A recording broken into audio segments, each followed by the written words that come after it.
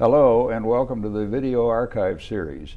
In this series we interview members of the SMU community who can provide insight into the history of the university, particularly from the perspective of their time at the university. My name is Jim Brooks, and with me today is Marsh Terry. Good morning, Marsh. Good morning, Jim.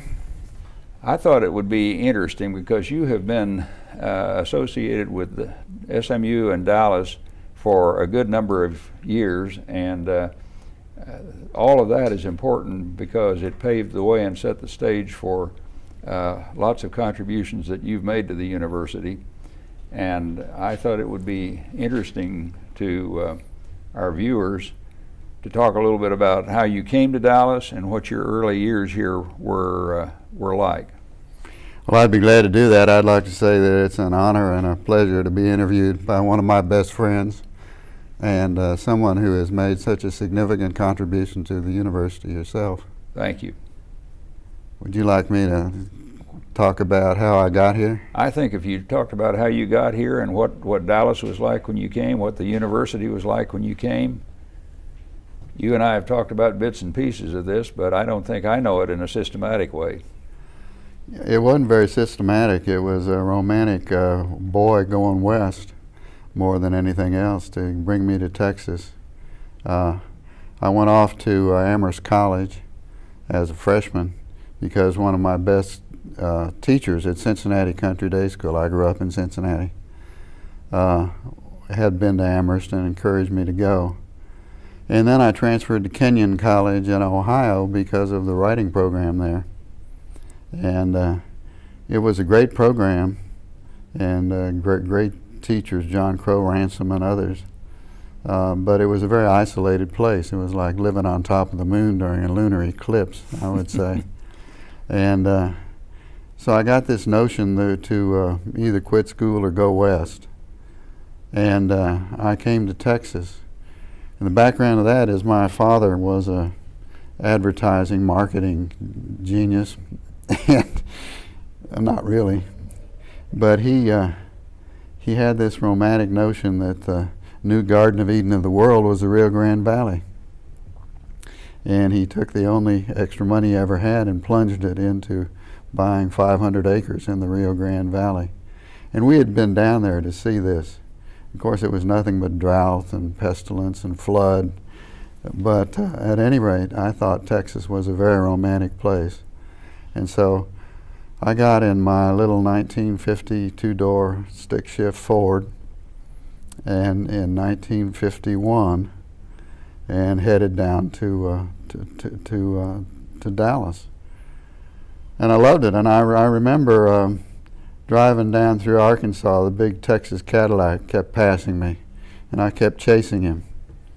And we went into a roadhouse, and of course, I couldn't have anything to drink, but he sure did. He brought a big bottle and put it on the table and said he was a salesman from Big D, Dallas, Texas. And he was going to sell some gold-plated lawnmowers. And then he said he'd see you again. And of course, I did see him in many guises. So I was always fascinated by the stereotypes, mythology, the hubris, the hyperbole, and the real nice people and wonderful warmth that there was in Dallas and at SMU. And I remember driving into Dallas and seeing the Flying Red Horse, you know. Sure, on top of which was Magnolia Building. The dragon disguised as a horse, you know. And driving up the, I think, brick paved street, McKinney Avenue, and finding my fraternity house. I lived at first in the Deke House as a junior transfer student. It was across the street from the theology school and at Hillcrest and Normandy. And it was a good bunch of guys, a bunch of real outfits, crazy guys from Texas and a bunch of Yankees. And so that was an instant community for me. When I look back at SMU, I thought I'd been to Cincinnati Country Day School in Amherst and Kenyon, and I wasn't too interested in my studies, and I thought I'd come to a lesser place academically. And so I was always an English major. I always wanted to write, and I thought I would mostly gain experience. So I spent a lot of time roaming Texas, up and down Texas, from San Antonio to Dallas to Del Rio to Mexico, with a couple of dear friends, Will F. Whitehead from Del Rio and John Spice from San Antonio. And that was quite an experience and quite an education into Texas, because they were really deep into the psychology and the reality of Texas. Will F. had the Whitehead Ranch was some 90,000 acres there on the Devil's River. And John Spice was deep into San Antonio and its culture, and his mother was head of the San Antonio Fiesta. So that was quite an education. And then something else woke me up. I had splendid teachers, as it turned out. Who were some of those early giants in the English department and elsewhere in the university? Well, I'm a Heron.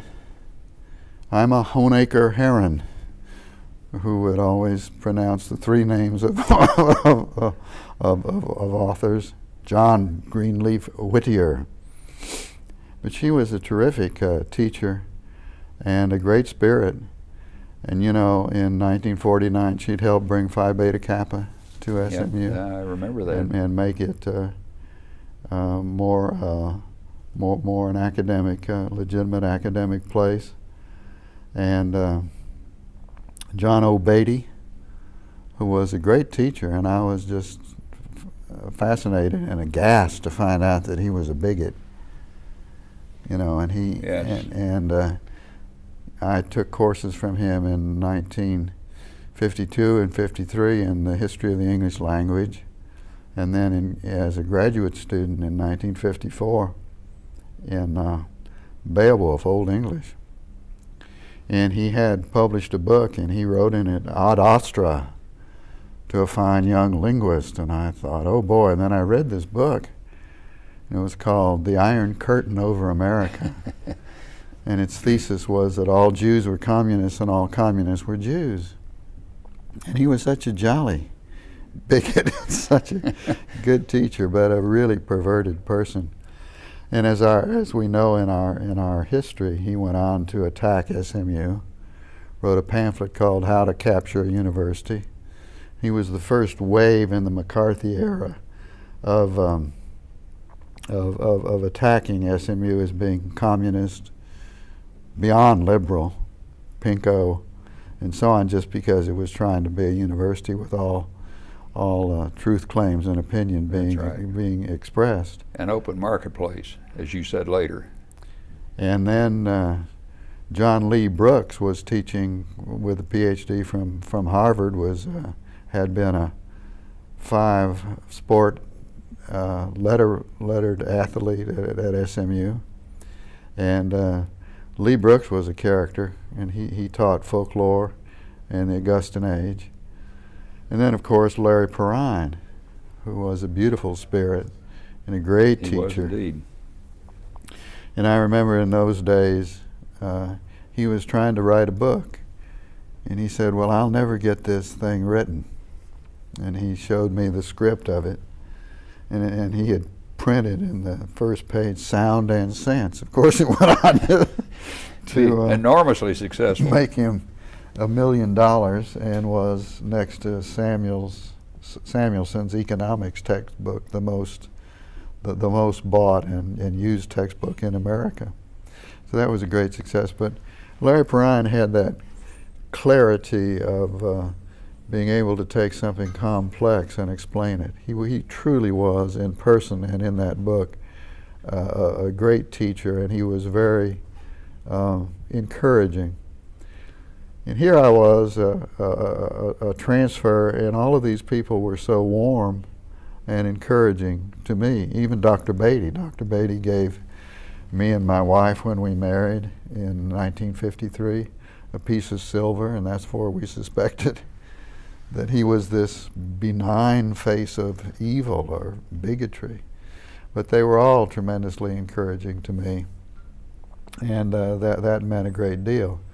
And so I turned around, and another person that I have to mention, because in a way I inherited his mantle, was George Bond.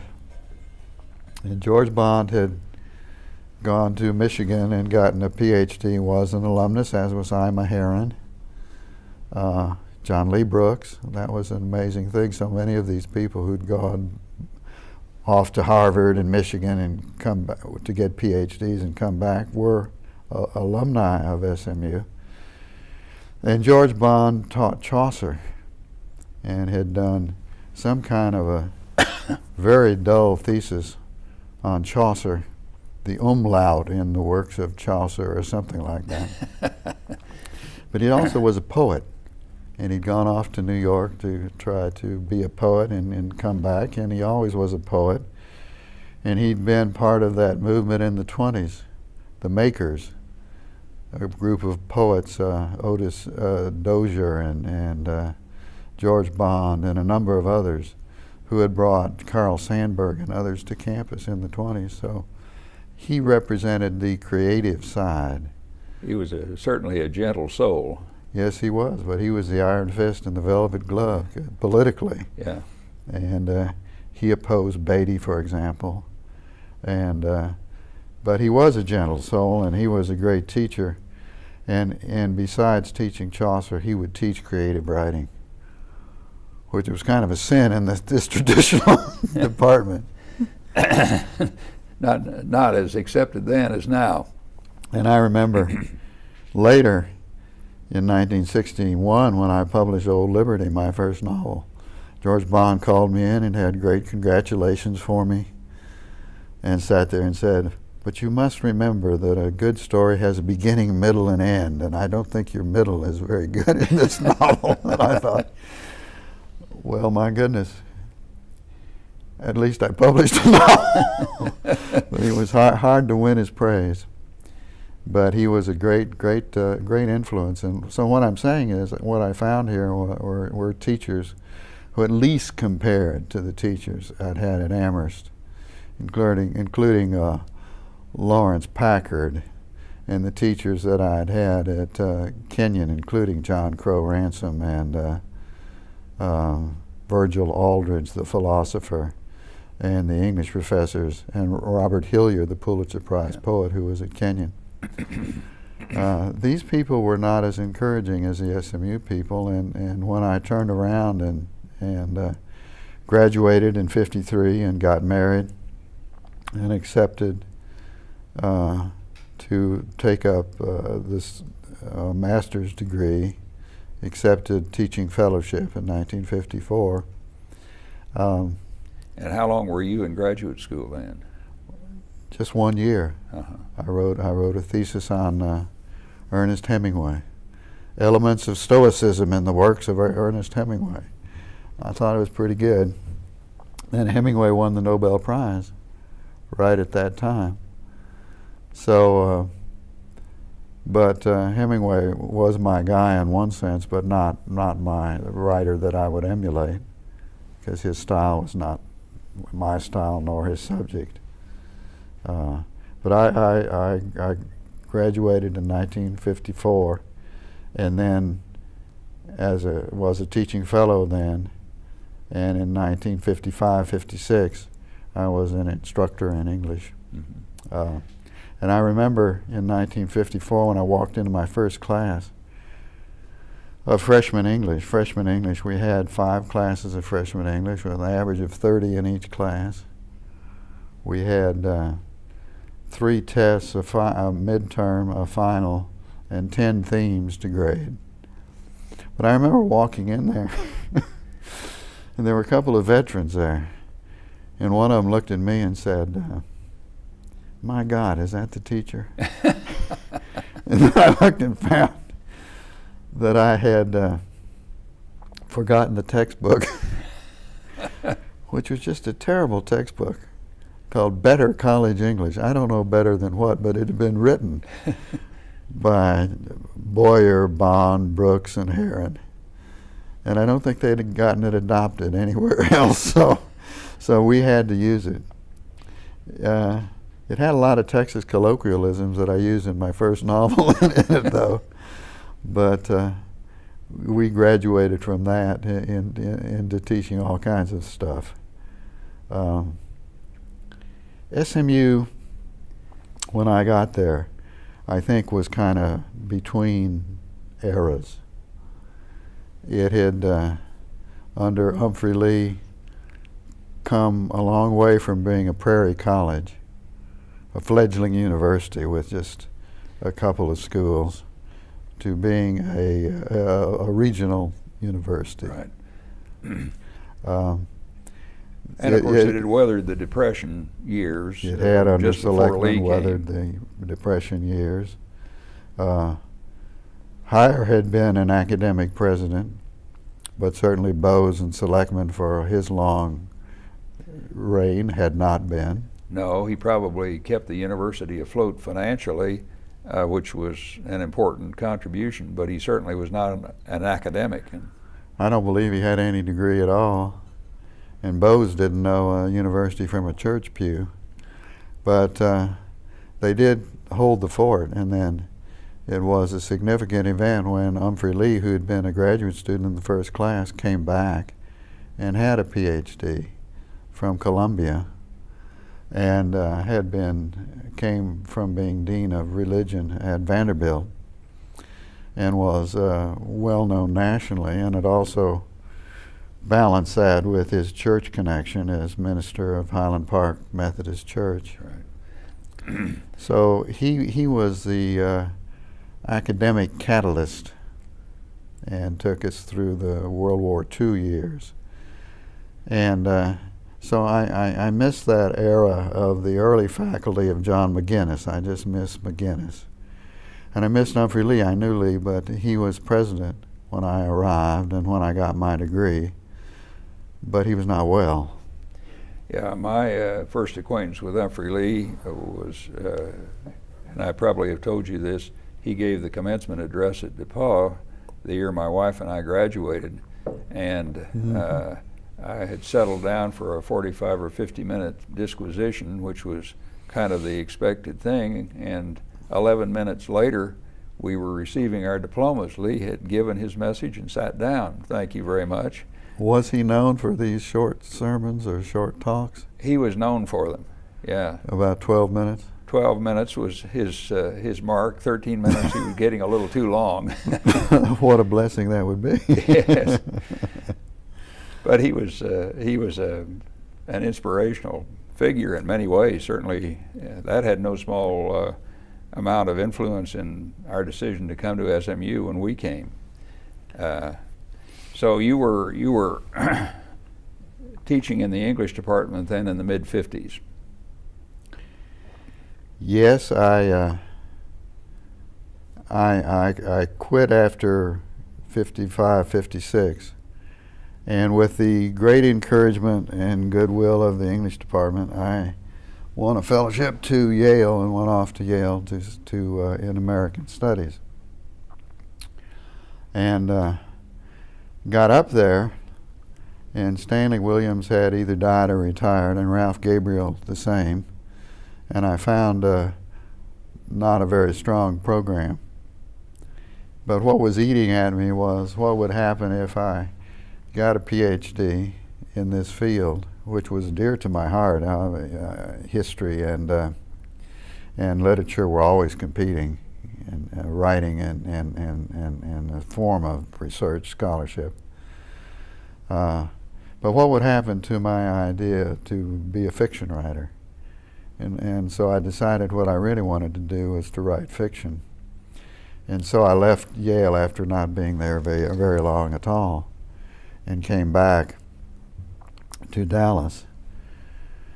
Now, the Dallas I came back to was then fascinating, and ever since has been fascinating to me.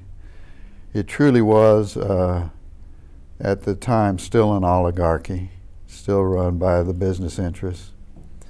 Of course, old Mayor R.L. Thornton was not mayor anymore, but he was going around giving speeches, including on behalf of SMU. It was yes or no, roll up your sleeves and build Dallas. Let's give to the symphony. I'll give to the symphony. I'll give $50,000, but just don't make me go to it. It was that kind of what culture should be.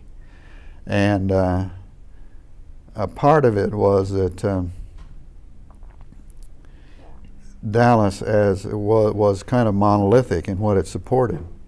It supported a theater, a university, a symphony, and so on. And SMU was part of that. Yeah. And SMU, embedded in SMU was this thing that SMU was Dallas's university.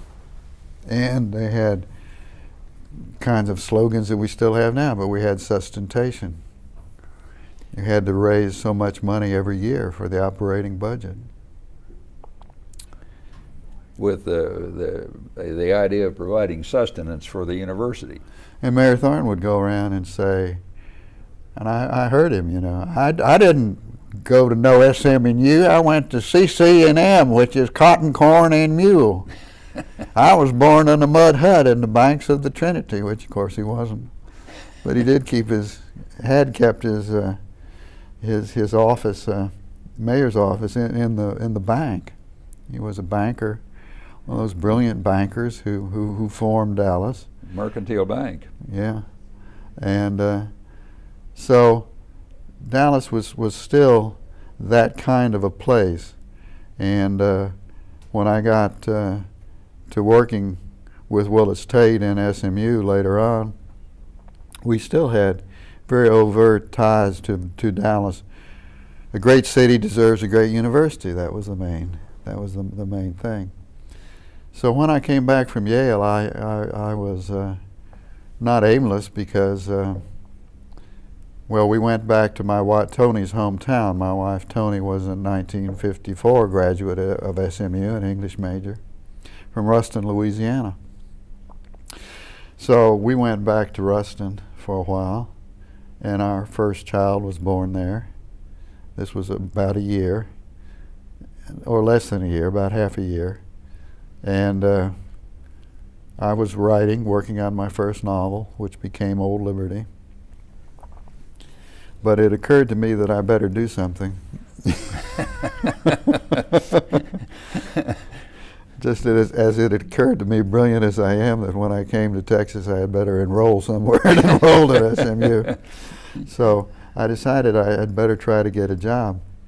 And as I said, my father was in advertising, public relations, and marketing in a big way in Cincinnati and later in Atlanta, where he went into sales training. He was delighted. He thought maybe I would be relieved of this burden of having to be a teacher with its niggardly pay and its psychology that he didn't understand.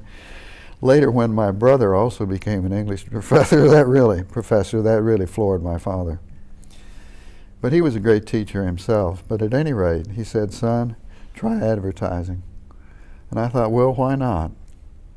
Maybe I can hook on. So I met a terrific guy at a party somewhere who was explaining to me the myth of Dallas.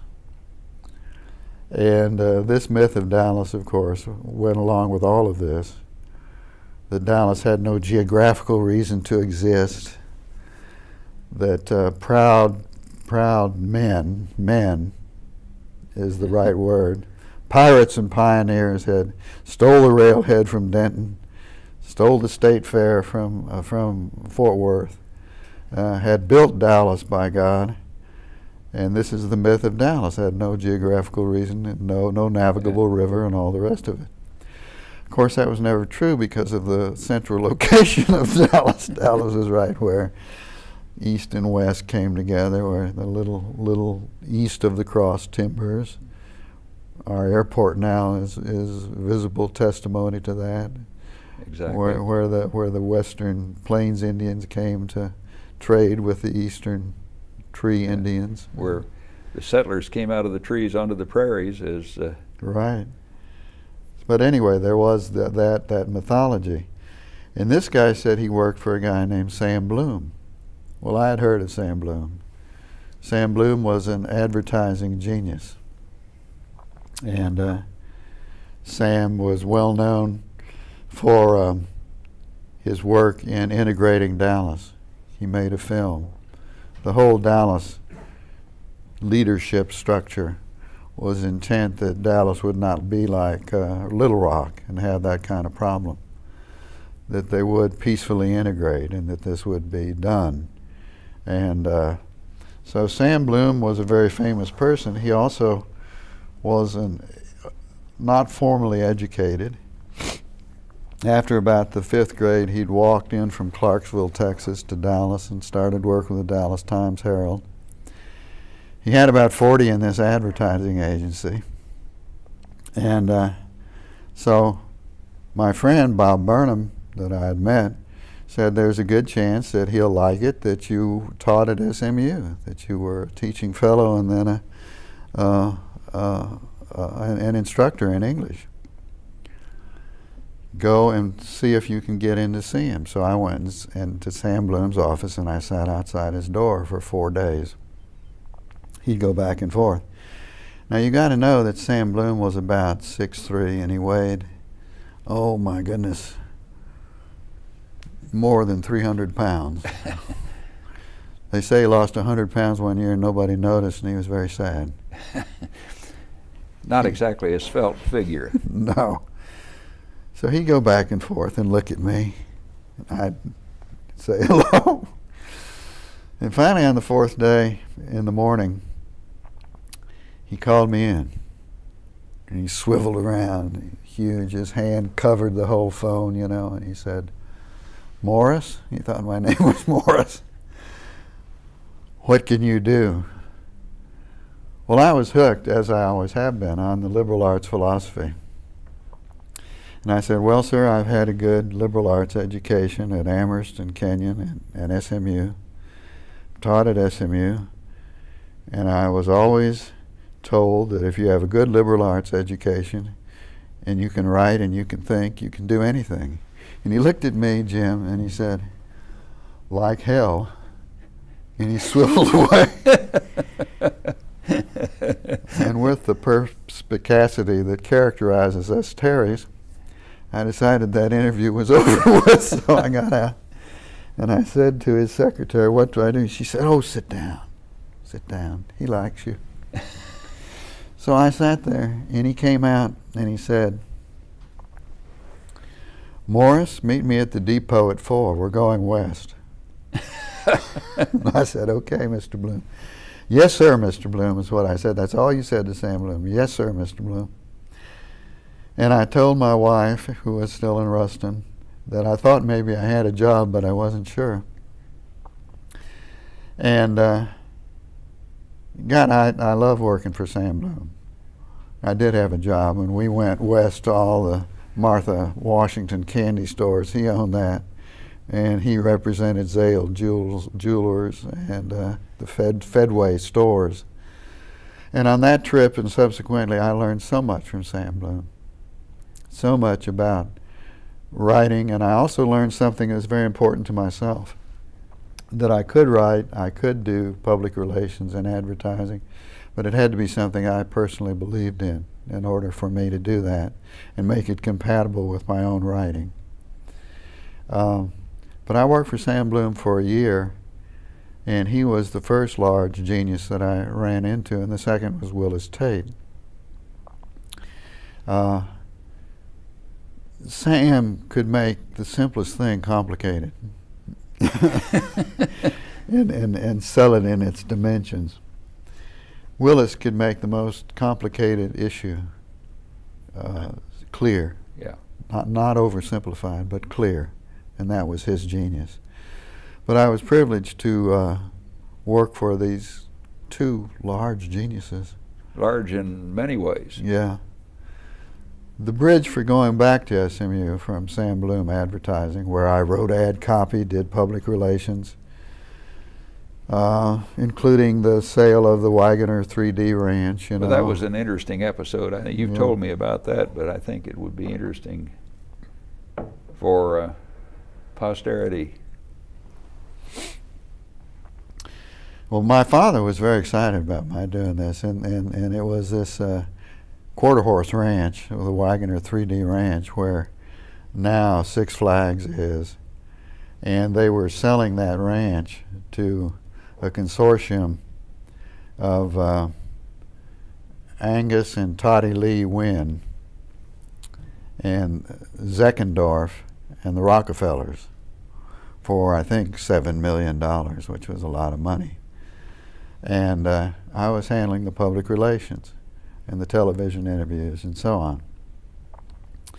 And I didn't know what to do, so of course I had a tent. My father always said, if you're in doubt, have lots of balloons. So I had lots of balloons and had this thing rather well set up. And old man Wagner was supposed to come out and receive this check. And meanwhile, all the press was there, and a lot of others. And Toddy Lee Wynn came up to Sam Bloom, and he was protesting, and he said, they're just paying attention to Zeckendorf and the Rockefellers. They're not even taking my picture, Sam. Sam said, well, Mr. Toddy Lee, you know, when Ted Williams up at bat, nobody's looking at the bat boy. And so finally, here came old man Wagner in his jeans out of the bunkhouse with his foreman, and he was presented the check, and he was supposed to then yield to interviews. He stuffed the damn check in his pants pocket, said to his foreman, "Time to pee on the fire and call the dogs," and went back inside. And that was the end of that. But it, like so many other experiences I had with Sam, was a great experience. One of the things I did for Sam Bloom was to work in conjunction with Dick Johnson, Richard B. Johnson, economics professor at SMU, and a great one. And ultimately founder of the Southwestern Graduate School of Banking. And founding the Southwestern Graduate School of Banking. And I traveled all over Texas with Dick, and we began Swigsby. And then Dick said, you don't belong downtown in advertising, why don't you come back to SMU? And he called up Willis Tate and said, you should hire Marsh Terry. And Willis did. So that was the bridge back to SMU. And this was 57?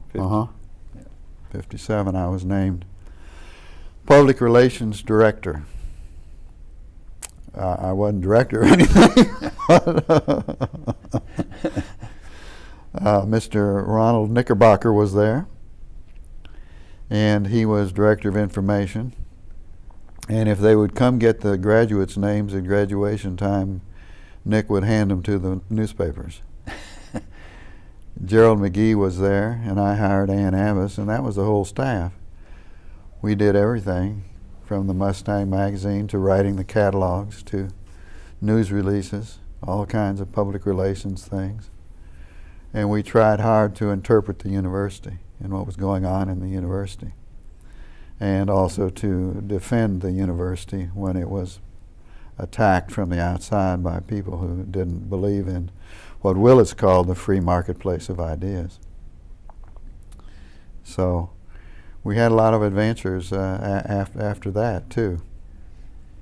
Well, you had some interesting associates in that early group of administrators, and your trek here and mine have sort of coincided. And as a very junior member of the faculty, I was only remotely aware of some of these people, but certainly of Willis, who even in the very early years of his presidency was an impressive figure. And we'll talk more about Tate and many of the marvelous things that he accomplished, in hindsight more amazing than at the time. But why don't you talk a little bit about Willis and that he became president in 54 or 55? Willis became president in 54. I was in an office in Dallas Hall where the janitors now are. There were 5 of us down there. We could see the feet of people passing by. A student came in and told me they'd named Willis Tate president. He'd been vice president. Humphrey Lee had brought him over in 1945 as assistant dean of students, and he'd been dean of students, taught sociology.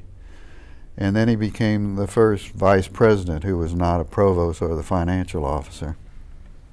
And Willis succeeded Humphrey Lee as president, and Humphrey Lee was chancellor and died a couple years later. Willis had been executive assistant to the minister of the First Methodist Church in Houston, so he had some administrative experience. He had all but his dissertation at the University of Texas for the PhD. In sociology. In sociology. The course he taught at SMU was Marriage and the Family. He'd been an All-Southwest Conference tackle, 1931 SMU football team. And he was a devout lay minister of the Methodist Church. He was a very deep Christian whose metaphor for the university had to do with that and was of a family. Willis was a great healer, and what he knew about the academic side of it was because he was Humphrey Lee's disciple. He venerated Lee, I think.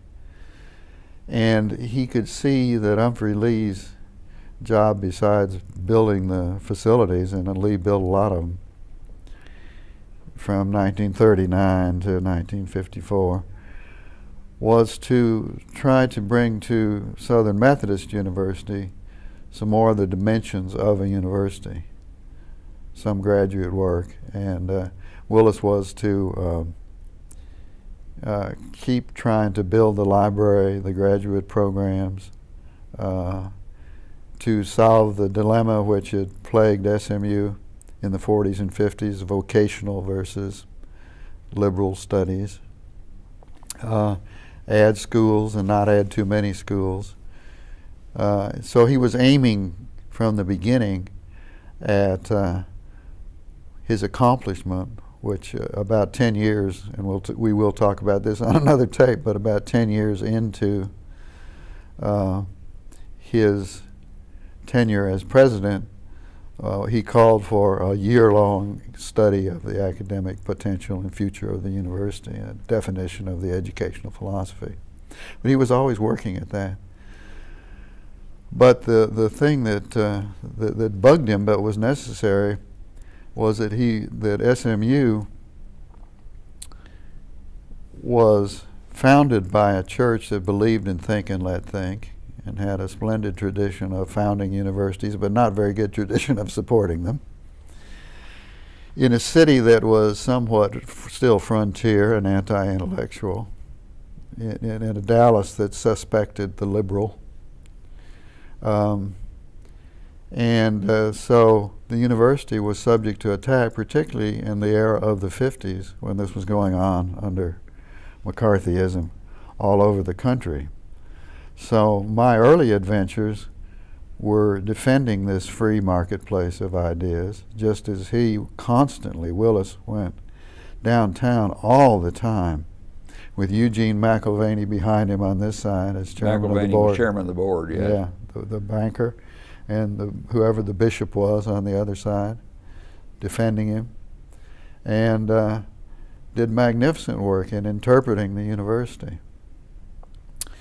This is recorded in Johnny Marie Grimes's Willis M. Tate Views and Interviews book of the SMU Press, which I don't think is available anymore, but is very valuable archivally because it's a compendium of Willis's speeches, and they're all on this same theme. And she was worked very closely with him as a special assistant. She was the conscience of the university, and she was very influential with Willis. Johnny Marie Grimes was a very large woman, about 6 feet tall, She had a great voice, and Willis, we must do this.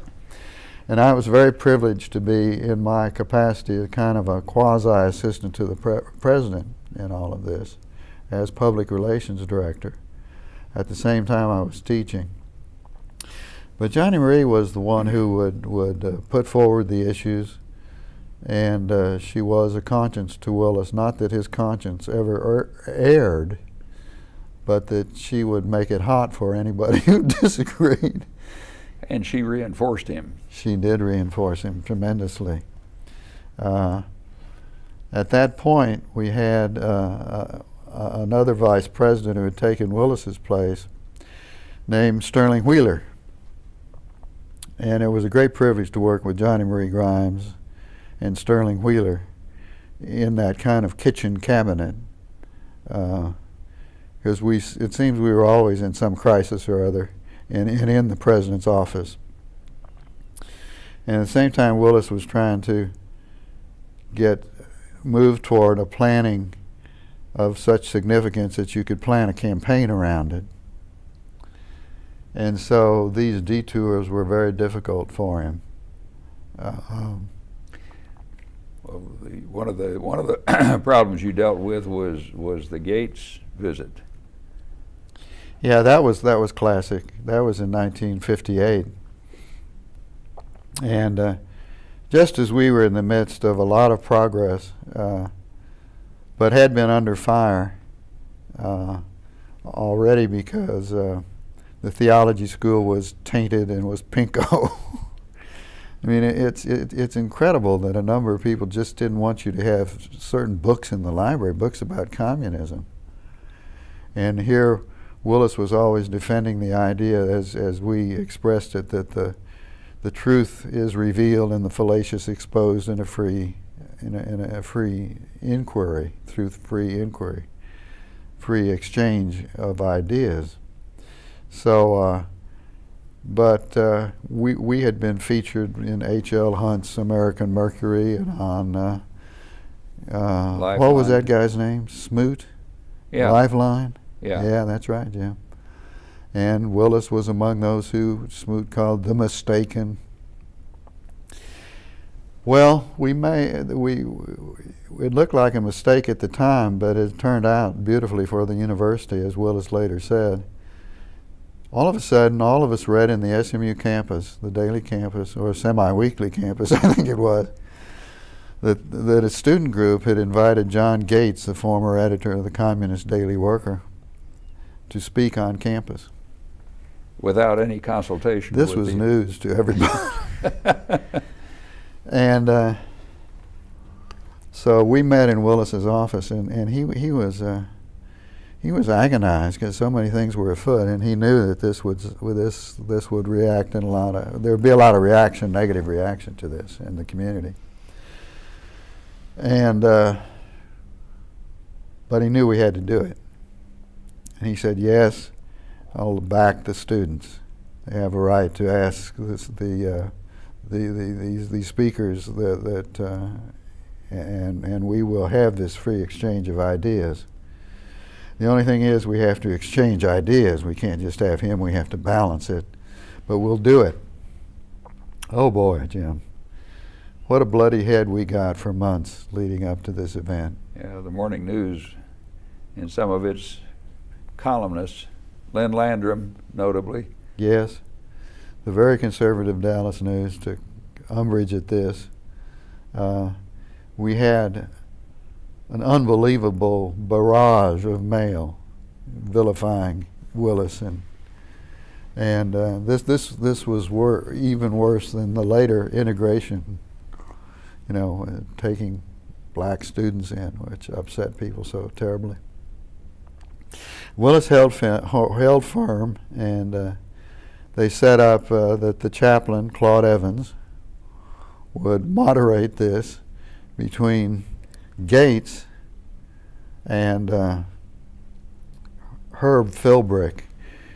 Do you remember I was a communist for the FBI? For the FBI. Well, one of my jobs was to escort Gates and then Philbrick around the campus. And Gates had been a communist. He still was a communist, I think. But he didn't infect anybody. Nothing terrible happened. I mean, there wasn't a rage of students becoming communists. And he was quite a charming guy. He told me about being a war correspondent with Hemingway and Spanish Civil War and so on, which was great stuff for me. Sure. Philbrick was a moron. He went around campus and said, "Holy Chi, Holy Chi, Holy Chi, that's a pretty campus. Holy Chi, that's a pretty campus." So we got them in, and the press was just leaping all over at McFarland Auditorium, hanging from the ceiling. And Sterling Wheeler didn't think they should have free access to this, so it was kind of, finally he had to, because they just broke through the dam. It was well covered. But later Willis said this was important because we did it and we proved something and we don't have to prove it again. It's just part of the fabric of our being.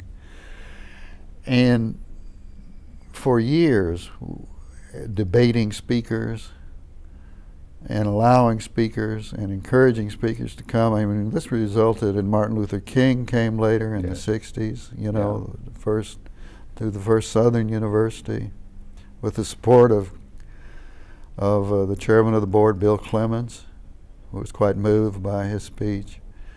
I think the only one that Willis ever said absolutely no to, and his ilk, was Timothy Leary. You remember that? Yes, and the drug era. Yeah, because he didn't consider that ideas, and he was quite right. Yeah, no, that was very true. Well, you had Willis and Johnny Marie and Sterling, and then Keith Baker came along later after Sterling left. Is that? Yes, Sterling was a Methodist minister from San Antonio, and a great idealist. I got to say another word or two about Sterling Wheeler. He absolutely helped us keep the faith, both faiths.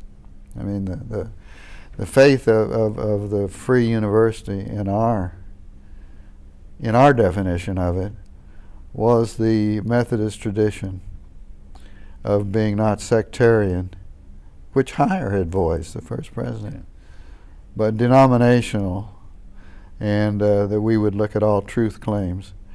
Sterling was a fanatic about that, and he was just this wonderful, wonderful idealist. But he really did wear a white plume. And he left to do some Peace Corps things and some things in Africa, and then he went back to the ministry in San Antonio. He was a significant part of the sinew, or the toughness that made this university able to withstand very tough times in the 50s.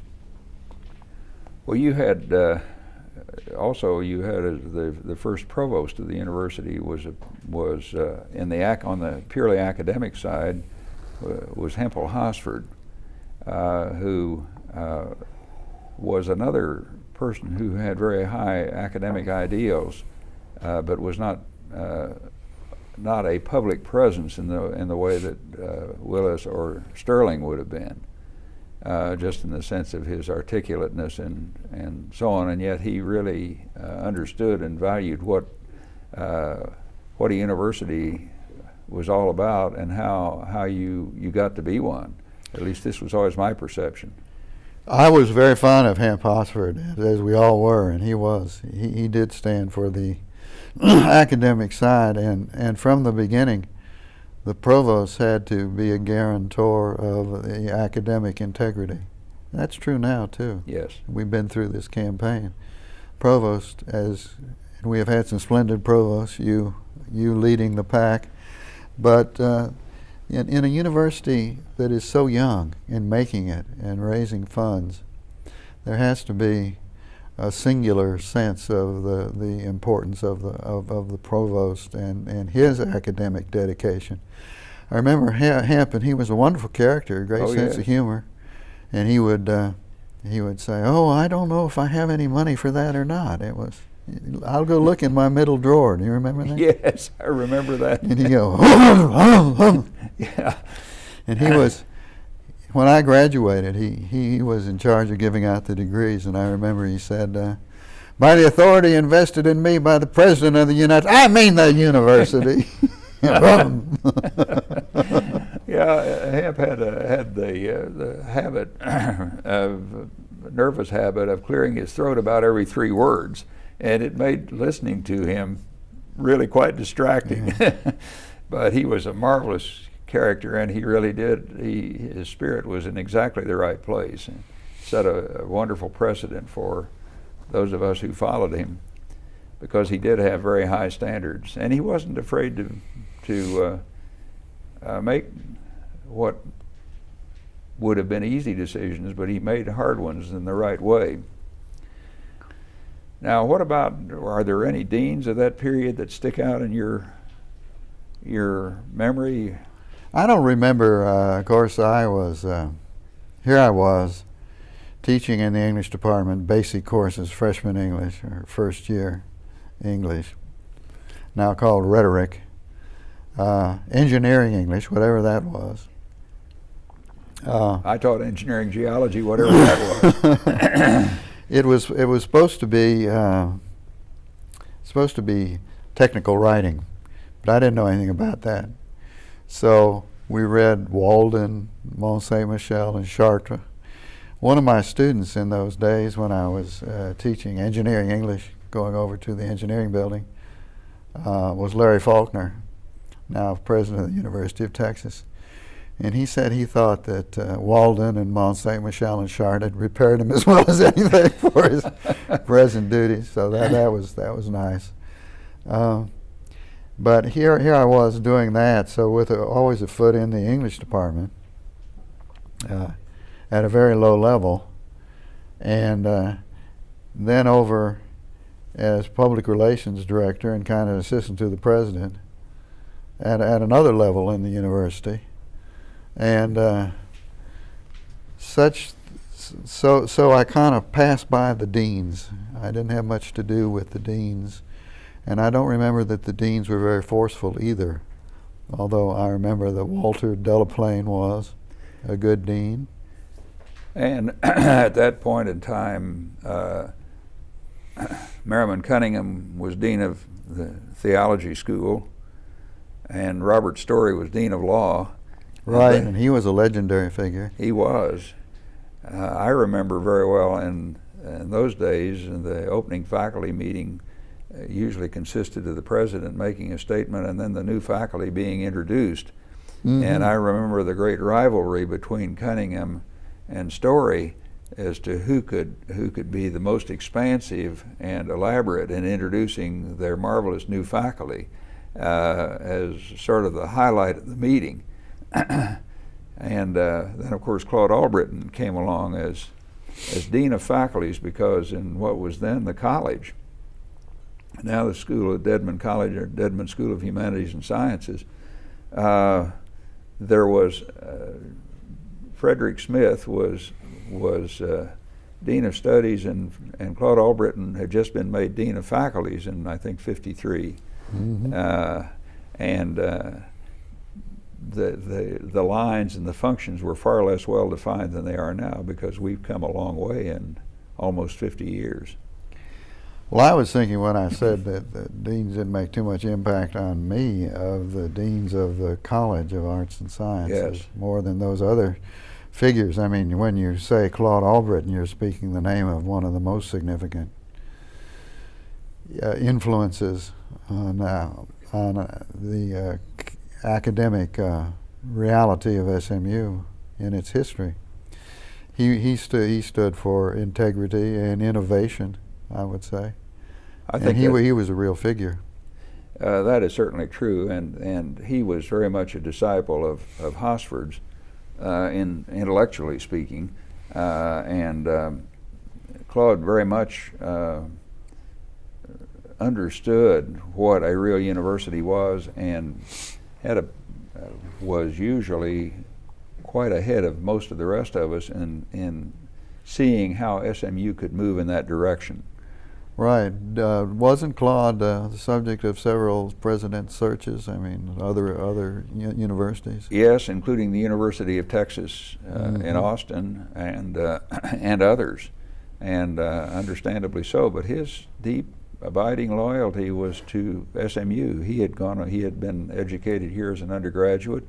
Yes, he was another. I think that's an interesting phenomenon that so many of these people were alums. That's right, and that's how the early faculty, so many of the early faculty, including on into the 60s, we were able to attract our own alums who weren't afraid to come back here and were sort of flattered to be asked, but they'd gone away to the best graduate schools in the country, Harvard and Stanford and Chicago and so on, and we brought them back. And that was no small accomplishment of Claude's, I think. Well, sitting at this perspective after nearly 50 years of teaching here, I see myself as one of very few, except for lecturers and instructors, SMU graduates who are on the faculty now. So that was amounted to a policy change, do you think? I think so. And it was perhaps maybe as much growth as policy change, growth and maturation of the university and so on.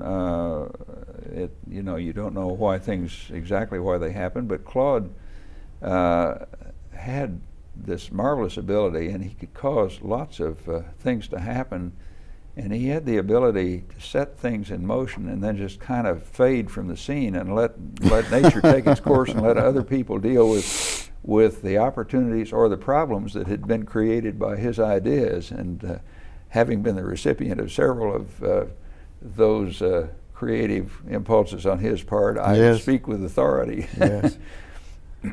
Well, we both love Claude. Yes.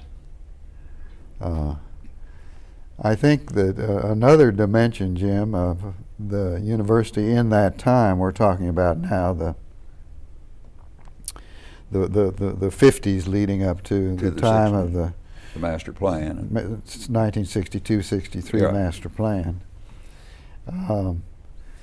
Was for me the creative element, and I've already spoken about George Bond and teaching creative writing and taking up the mantle of creative writing from George.